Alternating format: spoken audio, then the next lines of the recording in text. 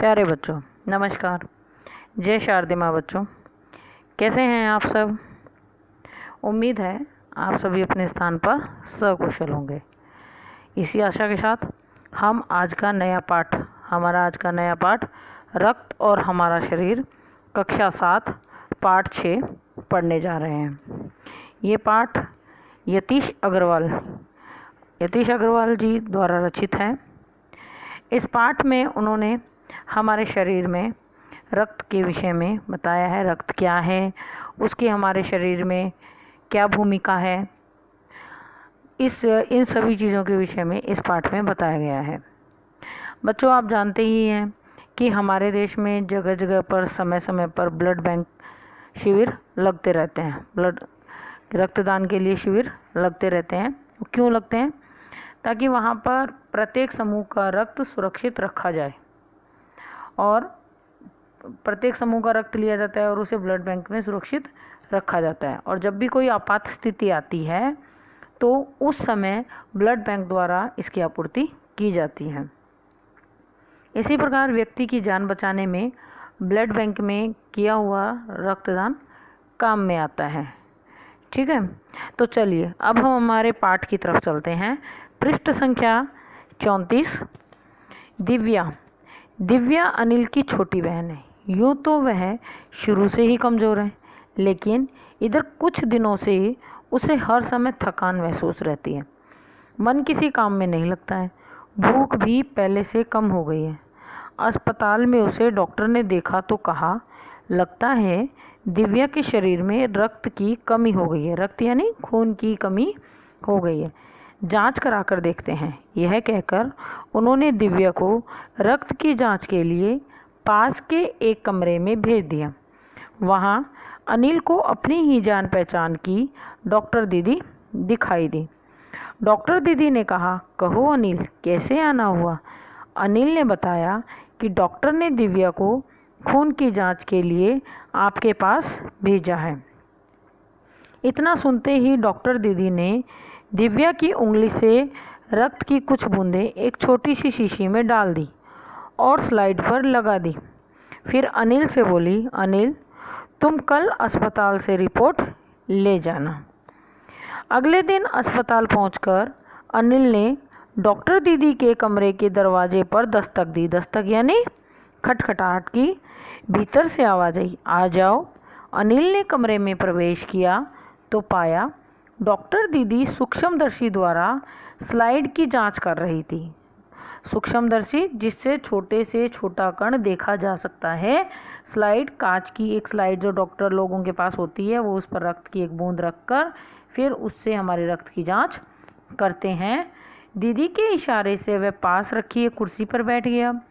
Slide की जांच पूरी होने पर डॉक्टर दीदी ने साबुन से हाथ धोए, तौलिए से पोंछती हुई बोली, अनिल, दिव्या को एनीमिया है।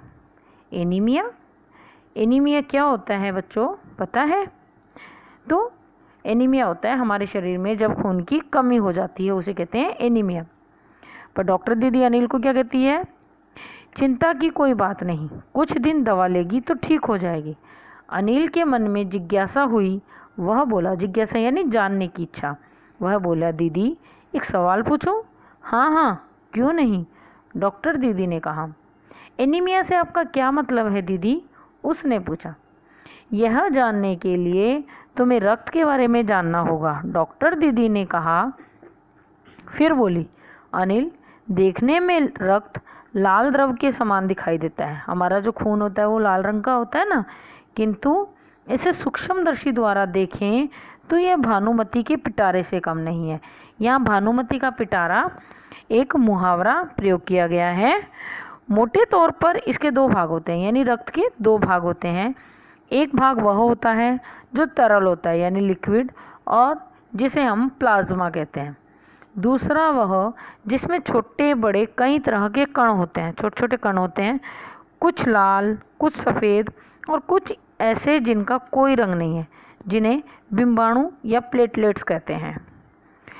ये कण प्लाज्मा में तैरते रहते हैं। इतना कहकर डॉक्टर दीदी ने सूक्ष्मदर्शी के नीचे एक स्लाइड लगाई। जो दिखाए जा रहे चित्र में आप देख रहे हैं कि दीदी डॉक्टर कुछ किसी चीज़ में देख रही है, इसको ही माइक्रोस्कोप या सूक्ष्मदर्शी कहा जाता है।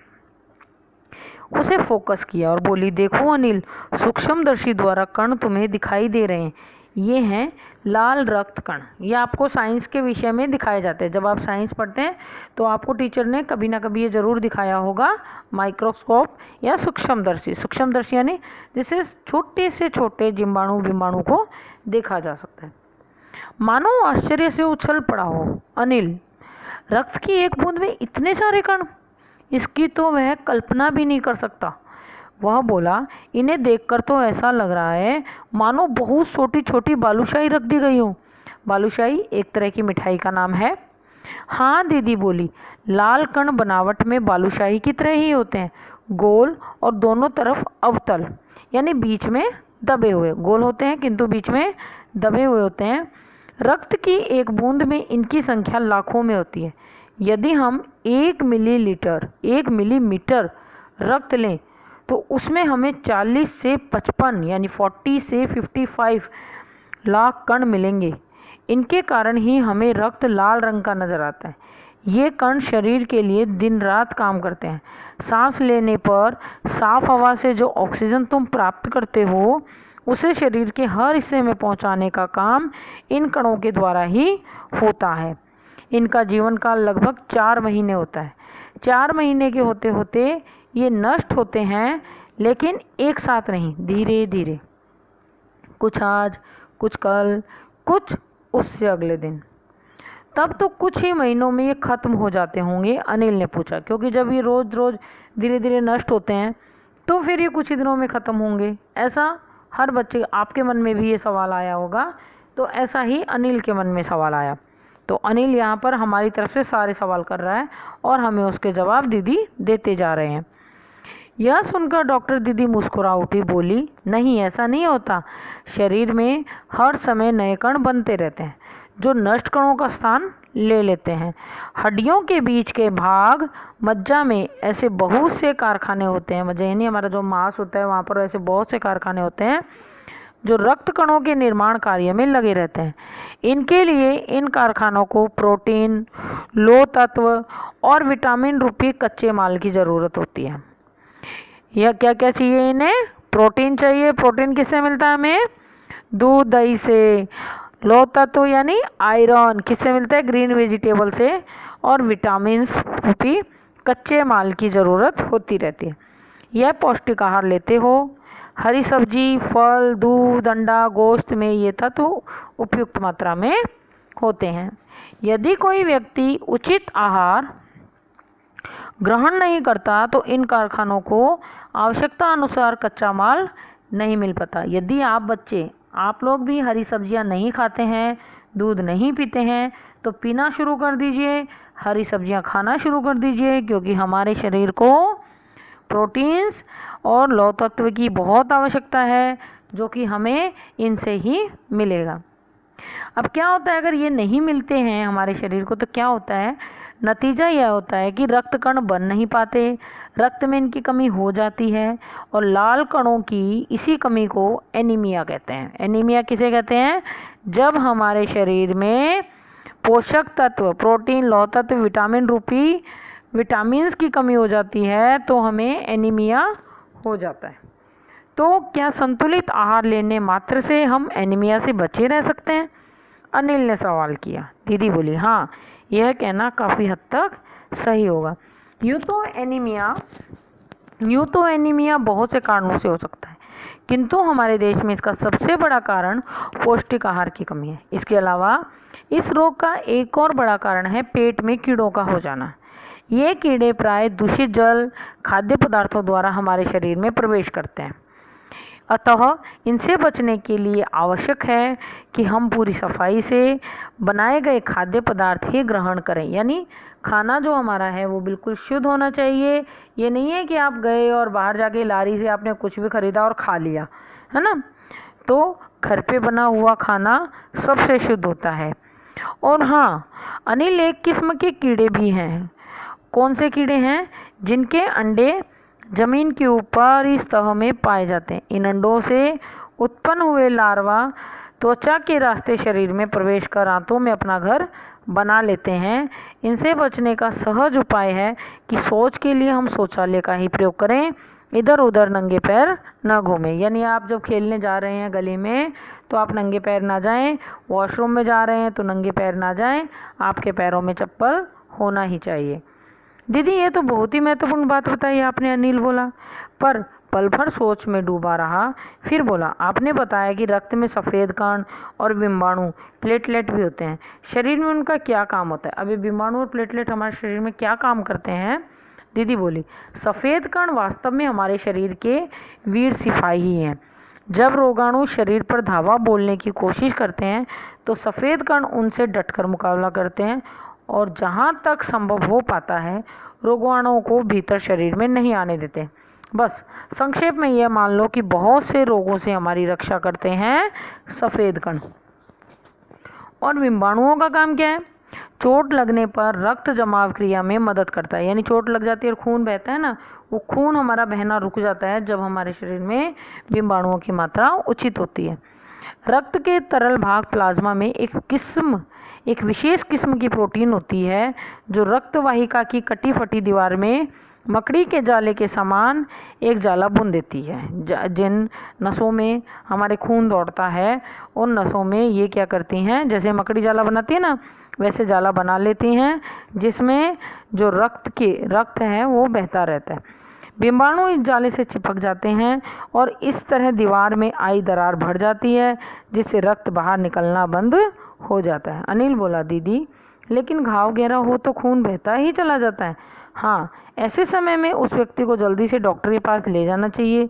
ज़रूरत समझने पर ऐसी स्थिति से निपटने के लिए कुछ टाँके भी लगाने पड़ सकते हैं, किंतु डॉक्टर के पास पहुंचने तक के समय में चोट के स्थान पर कसकर एक साफ कपड़ा बांध देना चाहिए। दबाव पड़ने से रक्त बहना कम हो जाता है जो उस व्यक्ति के लिए काफ़ी लाभप्रद सिद्ध होता है। अच्छा रहता है अगर हम वहाँ पर कपड़ा बांधे लगी हुई चोट के थोड़ा सा ऊपर, ताकि खून ज़्यादा न बह सके। किंतु अगर बहुत अधिक रक्त बह जाए तो उसे रक्त चढ़ाने की ज़रूरत भी पड़ सकती है, दीदी ने समझाते हुए कहा। अनिल ने कहा, क्या ऐसे समय में किसी भी व्यक्ति का खून काम आ सकता है? दीदी बोली, अनिल हर किसी का रक्त एक सा नहीं होता है। कुछ विशेष गुणों के आधार पर रक्त को 4 मुख्य वर्गों में बांटा गया है।